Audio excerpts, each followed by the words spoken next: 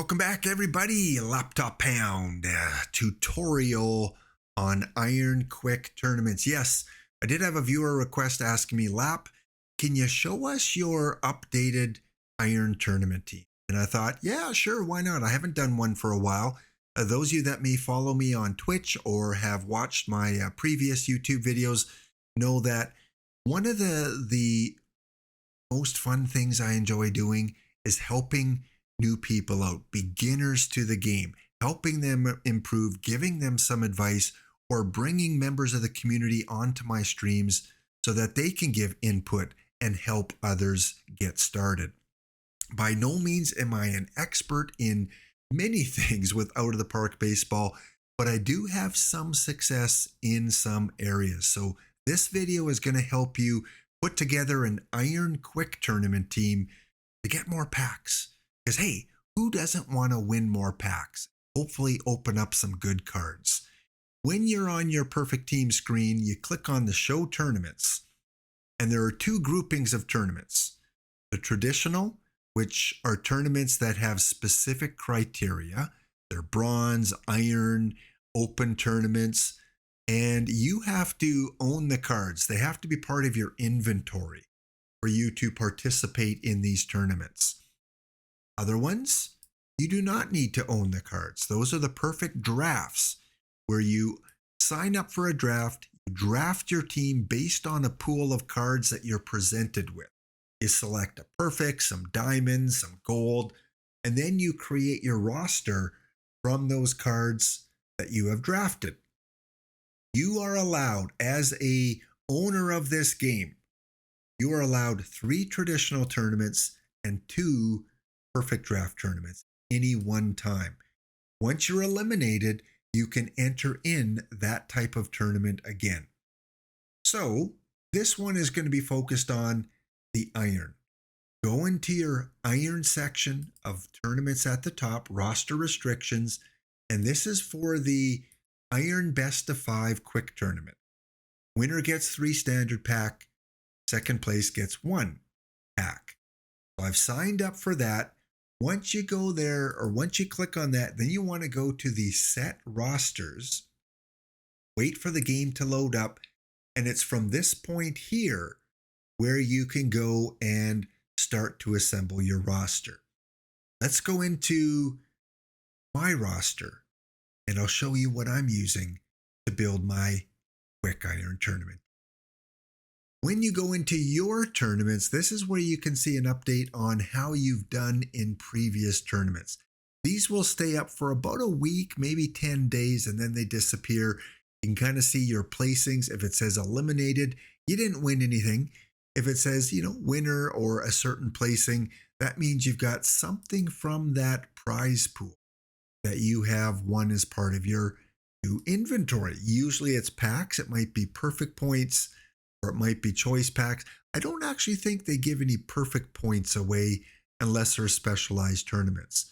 So again, we're going to go through and look at the iron. You can see based on my results, I've got a 17th to 32nd, a 9th to 16th, winner. Fortunate enough to win 3 in a row yesterday, and then a few other placings as well. So I do okay.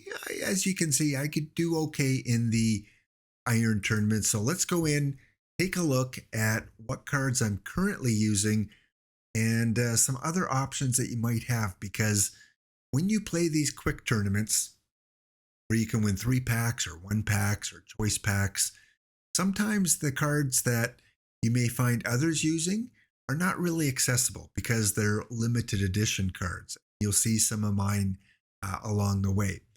So this one I did very well in. I won 3 games to 1. I swept the quarterfinals, swept the semifinals, and then swept the finals. So that was almost a perfect tournament for me there, going 12-1 and winning 3 regular standard packs. All right, let's take a look at my pitching staff. Currently what I'm using, 5-man, and then it looks like 6 in the bullpen. Because this is a best of 5, I find anyway, you don't really need a 12-man pitching staff. I'd rather use that extra platoon bat You can go with 12 pitchers, but I've been pretty successful going with the 11, especially if you sweep around or get a day off in between, allows your pitchers a chance to rest. So here you can see after 3 games, I still had some, a little bit of wiggle room in terms of rested pitchers. And you'll see the innings pitched, even though I only have 6 in the bullpen, I didn't really tax them. I didn't really have any pitcher go more than 11 innings. So I use Floyd Yeomans. In this tournament, he went 3-0. Fairly cheap card you can get on the card shop. One of the newer cards, though. So if it is available, it may still be a little pricey for an iron card. Doesn't look like it's showing. Oh, actually, that $399. So this one is going to cost you about 400 perfect points. Again, you can always put in a lower buy order and wait on it, but these iron cards, for the most part, are fairly cheap. Charlie Lee went 1-0 in the tournament here. Again, on the card shop, you can find him for under 50 perfect points. My number 3 guy, Joe McGinty. He went 1-0 in the tournament, and he is, again, really cheap on the card shop, 20 perfect points. Next up, my number 4 pitcher, Ralph Branca. Ralph Branca, 58, and when we look him up in the card shop, he's going for 16 perfect points. And then finally, number 5, Carl Lundgren. I've used him almost from the very beginning. Usually a very reliable pitcher. And again, he's going for about 20 perfect points. So my starting rotation, other than Floyd Yeomans, who you're going to have to pay a little bit more for because he's a newer card, that's about 500 perfect points by that starting rotation. Again, what do I look for? Well, you can see here, I look for the pitcher BABIP. You'll notice none of my pitchers have below 70 for a pitcher BABIP. And again, I kind of rank them versus lefties versus righties. I guess my weakest for pitcher BABIP would be Wyckoff. He's a guy that if I was to replace him, I would probably replace Wyckoff, playing kind of in a middle relief role. And again, only pitched a third of an inning. So he's not going to pitch enough to hurt me. I have him because of that home run suppression. I don't want my bullpen to give up a home run, especially late in the game. And he should help with that. Wyckoff, again, he is going for, in the card shop, 55 perfect points. Also have Jim Booten. Some may use as a starter because of that pitcher BABIP. And you can pick him up in the card shop currently for 26 perfect points. Wally Bunker. Again, high pitcher BABIP. He's going for 8 perfect points. Also, we're using Al Leiter. I've used him for quite a while. Good pitcher BABIP, good home run suppression. Not great on the control, but I find in iron, control is probably the least important, I find of importance. He's going for 50 perfect points. And Alfredo in the card shop, 33 perfect points. And finally, my other stopper, Lefty. Card I've used for a long time, 25 perfect points. So again, you're spending about 500 for your rotation, probably about another 150 for the bullpen. So for less than 700 perfect points, you can build a very effective pitching roster. Sometimes when new cards come out, I like to go to the card shop. I like to go on live cards. I like to put it down to 59 so it only shows me the eligible cards. And when you do that, then you can go and select all pitchers. And then I like to kind of sort by the BABIP. BABIP versus the lefties. I guess that's hitter BABIP though. I don't know if they've worked in the pitcher BABIP as a filter. I guess you could go by movement and then individually look at each of the pictures. Again, a couple newer ones that I don't own yet. So movement is a combination of the home run suppression and pitcher BABIP. So as of now on the card shop, you can't really sort by one or the other. It's just by movement. But again, that's a good method to go in and take a look. Are there any pitchers out there? And hide the cards I own, so that makes it a little easier to look at some of the newer ones. And again, not a bad pitcher here. So I could go and I could tinker and I could maybe replace my Wyckoff in the bullpen. Like I said, it's been successful, and sometimes things ain't broken. Don't fix it. If I was, losing 10 tournaments in a row or losing 18 out of 20, then definitely I would go and look to make a change. All right, let's go on to our hitters. This is what I am currently using. Jeff Mathis is a must. He must, and not so much for his bat, although his bat versus the lefties is good, but it's more so for his defense. Good framing catcher, good zone rating. Look at that, 105 catcher ability, 97 arm. Many people will use this card in league play, even up to maybe even diamond. Although we are starting to see some better catchers come out, like the Grandal that came out this week, a gold 87 catcher. But for an Iron Tournament, you're not going to find any catcher anymore. And then as a backup, I'm using Hank Severid. Again, going for the catcher ability when he does play as good as Mathis, but you're not going to pay a lot for him. On the card shop, he is going for 50 perfect points. Mathis used to be quite expensive. Right now, you can pick up a Mathis for $2,000, which is a heck of a deal. A heck of a deal. Remember, all you need to do is win one tournament, and you've made your investment back in Mathis. Win one tournament, and you've made your pitching investment, which you spent 700 perfect points on. Adam Dunn, I use as one of my hitters. Again, I like the power and I like the eye. Yeah, all this orange and yellow don't look good. Red doesn't look good. But I'm drafting him for power and eye as a first baseman or a guy that can play DH. 25 perfect points for Adam Dunn. The Lou card, there is a Lou card for every single level. Iron, bronze, silver, gold, diamond, and perfect. I use Lou in iron. And again, in the card shop, probably come down a bit. Still, though, pretty pricey. This is one you are going to have to pay up for. So we've only seen two cards that are over 100 perfect points. We've got this one and Jeff Mathis. And only one pitcher, the Floyd Yeoman, that is over 100 perfect points. So Lou's going to be expensive and Mathis is going to be expensive.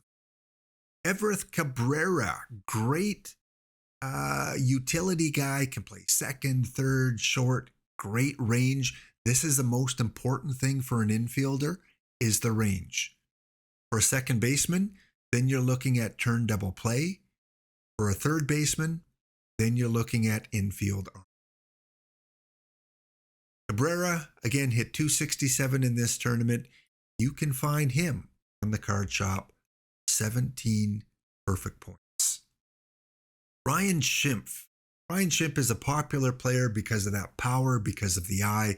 Can play second, can play third, and won for 25 perfect points.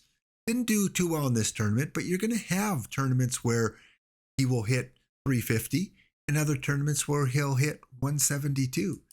That's the thing with iron. You don't always get the consistency out of individual players, but you get that consistency out of team performance. Dave Kingman, power, eye, great first baseman, great third baseman. On the card shop, 40 perfect points. Another infielder, I like to use this card versus the left-handed pitchers. So you platoon him against the lefties. In one of the best iron shortstops, 91 range. He can do it all on the field. And he hit 391 because I have him only against the lefties. So his average and his on-base percentage going to be inflated because that's the side of the plate he performs best on. Jilly Jackson, another, I would say, must-have infielder. Second, short, left, center, right field. Hit 240. And in the card shop, perfect points. And really good prices. The other one, I don't know if I showed you, but going for 11. Like the cheapest, the cheapest one we have so far. And then my outfield, I've got Ryan Frio. I like the eye. I like the speed. I like the fact that Ryan can play 5 positions. 375 in 8 at-bats. And he goes for 32 perfect points. Deion Sanders. Now, this is a limited edition one. Many teams don't play him. I do. At that speed. 13 stolen bases, only caught twice. Look at his average in this tournament, 345. I think this is a sneaky card that many Iron Tournament players won't use, but it's a secret. He's done really well for me. Well, I'm not going to say always, but more than half the time, he's going to have an average over 280 than under 280. And he provides you with that great stolen bases. You can even go into his strategy sliders, rank up his stolen bases. Because, like I said, he's gone 13 out of 15 this tournament. How much are you going to pay for Deion Sanders? If you can find him on the card shop, which sometimes you can't. None available right now. But if you put a buy order in, I would even spend, I would spend $15,000. I really would. I'd put a high buy order and good chance someone's going to sell him to you. But there hasn't been one on the card shop for a while. So that's why you might have to put in that larger buy order. And I'll show you someone that maybe you can use if you can't get yourself the Deion Sanders. Great center fielder, great outfield range. Again, you want range in the outfield, especially for a center fielder. And he is really cheap, cheaper, I should say. 151, used to be over 300-400. But again, if you put a buy order in at about 100 perfect points, you'll probably get him within a week or just pay up for the 151. And next up, we have a new card. This one just came out. I don't have a large sample size with him because he just came out last week. Hit 258, 4 stolen bases, caught stealing 4 times. So there's a case where I'm not going to crank up his stealing because right now he's at a 50% rate, even though the numbers look good, even better in some cases than Deion Sanders. Until I see him steal at like a 70% rate, I'm not going to crank that up. Again, good range, not going to commit a lot of errors, good arm, and in this tournament, in limited play, a 1.7 zone rating. Again, really good. And Omar Moreno, what are you going to pay for him? He is $228, simply because it's a newer card. Next up, a couple more players to go through. Jimmy Ryan is the best guy you want on your team as a hitter. This guy is the most consistent. Of all the cards I've shown you, this is the most consistent card for me. Deion Sanders would be number 2. This guy is number 1. Look at this. He hit 308, 4 RBIs, and very inexpensive 30 on the card shop. I usually use him as a DH, although you can use him as a center fielder. But center field, a little bit iffy because you want a guy with a lot of range. in the outfield. And finally, the Iron Roberto Clemente. Eye's not great, power's not great. Here's a guy you want for hits. And you can see 1 hit, 2 hits, 3 hits. So he's been very good in terms of hits in this tournament. Again, in the outfield, he's got a strong arm, got really good range, and you're going to get him on the card shop a little bit higher, about 700 to 800 to 900 perfect points. But again, for me, iron cards, even if you're paying $1,000, $2,000 for a Jeff Mathis, you're going to make that up. Because if each standard pack is worth 1,000 perfect points, one tournament win is 3 packs, 3,000 perfect points. Like I said, you're going to make that up in the long run. So those are the hitters that I use. You can see the lineups. I do adjust them a little bit based on their, their BABIP versus lefties, BABIP versus righties. And again, you can go into your customize feature here, go to the batting ratings, and rather than just have single BABIP, you can have BABIP or home runs power against lefties and righties. That's what I like to do. I like to see, so that when I'm putting my lineup together, my batting order together, I like to see, okay, who's my best power guy against the left-handers? I want him in the cleanup spot, Dave Kingman. Again, you'll notice that I do have the shortstop only against the lefties, not against the righties, because he's such a heavily split player. Same with Lou. Lou is better against the right-handed overall, better against the righties. So I don't have him batting against the lefties. That's why I only use 11 pitchers, so I can have one extra batter out here to help with some of these platoon situations.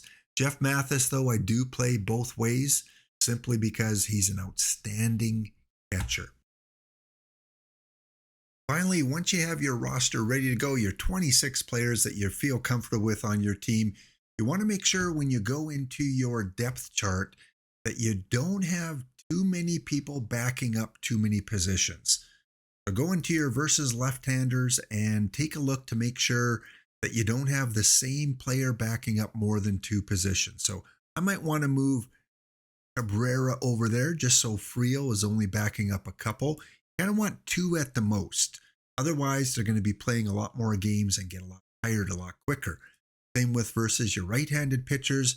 Go through, make sure you don't see the same name more than twice in your utility 1. It's fine if you want to put them back in your utility 2 for a few spots. You may have to do that. And once you have those set, then the last step I would recommend is go to the bottom couple of arrows here, export your roster. Give it a name, give it something you're going to remember, and save it. That way, every time you come into your game, you can go to make sure it's the proper roster. But when you go into a new game, when you enter it, you're going to import it. Click on import, select the file, and it will bring that exact same roster. All the settings that you have for this team will be imported as well. Always like to do that just in case for some reason the game doesn't put in your proper roster. It should. Every time you finish a tournament and go back and spam another tournament, it should automatically bring in your last roster. However, double check that once in a while. Go in, make sure it is the roster that you want, and if it's not, go and import it from your saved files. So go out there, put your lineup together. The cost of my entire lineup as it is right now probably would be less than 5,000 perfect points. Jeff Mathis being expensive, Clemente being expensive, Boyd Yeomans being expensive, and of course Deion Sanders, if you can get one, being the most expensive card. Have fun, play those iron, leave a comment. If you match up against me in a tournament, let me know. Lap, I faced you, you beat me. Or hey, I took you down. Thanks for the tips. We'll see you guys next episode. If you have an idea that you want me to cover in a video, leave it in the comment section And if I feel I'm strong enough in that area and category, I'll create a video for you. If not, I'll find someone in the community that knows a lot about that topic and put one together. Thanks, guys, for watching. If you like, leave a comment, leave a like. If you want to buy me a coffee, click the Buy Me a Coffee link in the description box below. And good luck in your Iron Quick tournaments. Laptop Pound signing off. It's a great day for baseball, even if it's virtual. We'll see you next episode.